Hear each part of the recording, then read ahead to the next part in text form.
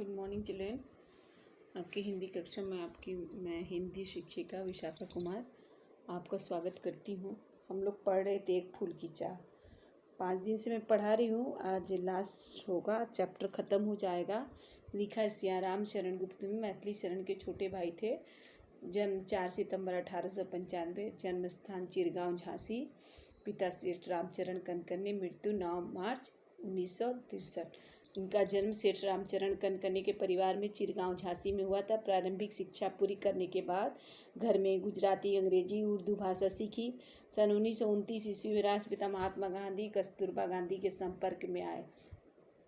अभी तक मैं पढ़ा चुकी थी कि सुखिया के पिता गया था मंदिर में प्रसाद लेने के लिए। प्रसाद, देवी का प्रसाद दिया, पुजारी फूल दिया। फूल देके वो कितना खुश हो गया कि प्रसाद लेना भी भूल गया और खुश हो गया कि मैं बेटी को ये पुण्य पुष्प ले जाकर दूंगा।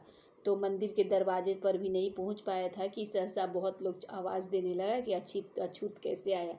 कुछ लोगों ने इन्हें पहचान लिया, पकड़ने का चिल्लाने लगे, पकड़ो, देखो भाग न जाए, धूर्त बना है, साफ स्वच्छ परिधान पहना है, भले मानुषों के जैसा। पापी ने, सब लोग को लग रहे थे पापी है। अछूत, अछूत का मतलब पापी। मंदिर में घुस गया, अनर्थ हो गया, इसने अपवित्र कर दिया।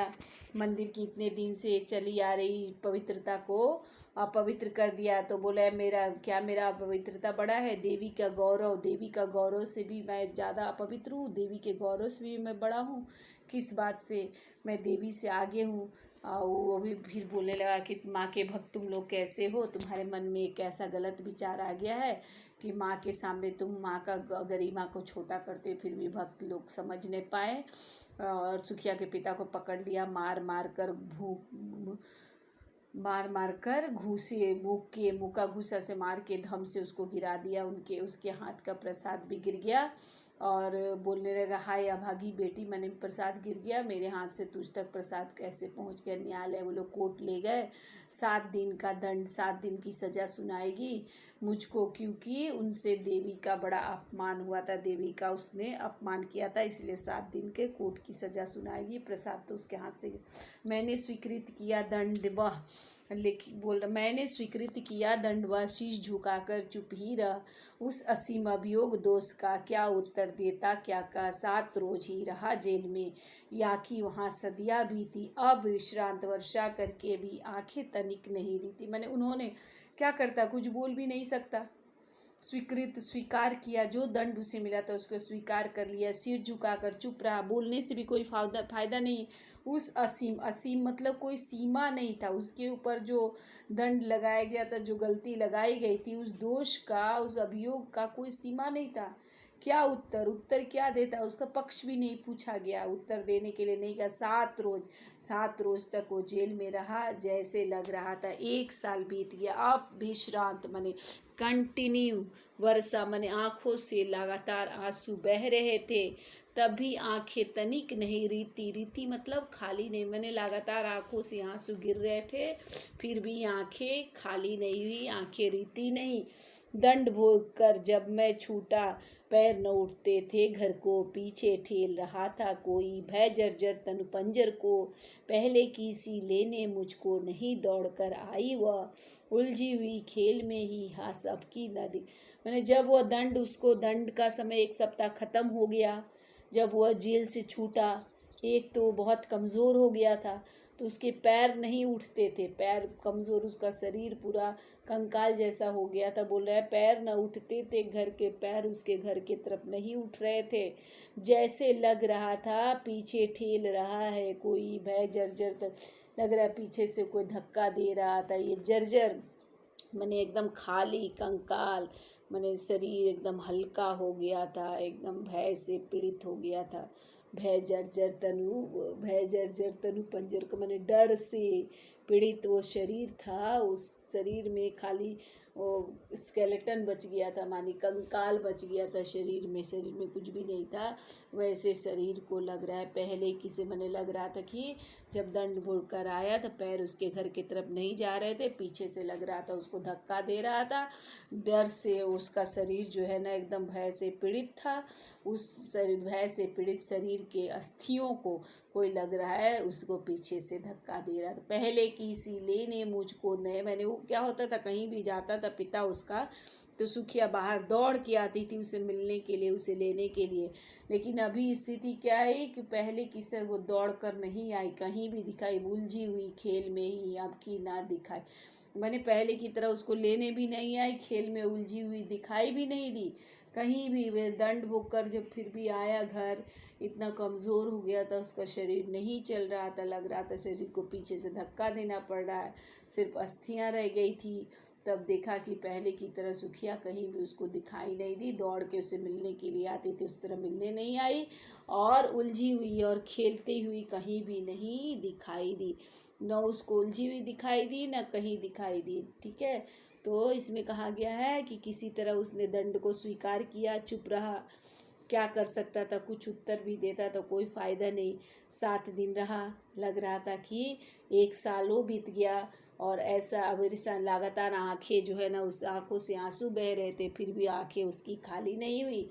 दंड भोग कर जब वो दंड भोग कर छूटा, पैर घर की तरफ उसके पैर नहीं उठते थे, लग रहा पीछे से कोई ठेल रहा था, उसके शरीर को कोई ठेल रहा था। पहले की तरह, मैंने पहले की तरह सुखिया उसको लेने के लिए नहीं आई, और उलझी हुई कहीं भी उसको खेल में खेलती हुई भी दिखाई नहीं दी।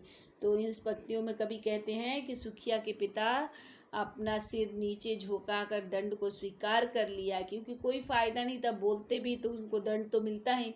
खुद पर लगे आरोपों का उनके पास कुछ भी उत्तर नहीं था, जो भी आरोप लगाया गया था कोई उत्तर उनके पास नहीं था।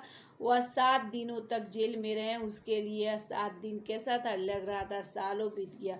उनकी आंखों से लगातार आंसू बह रहे थे। दंड भोग कर घर जाने में दंड भोग कर घर जाने में उसको अच्छा नहीं लग रहा था, उसका मन नहीं लग रहा था।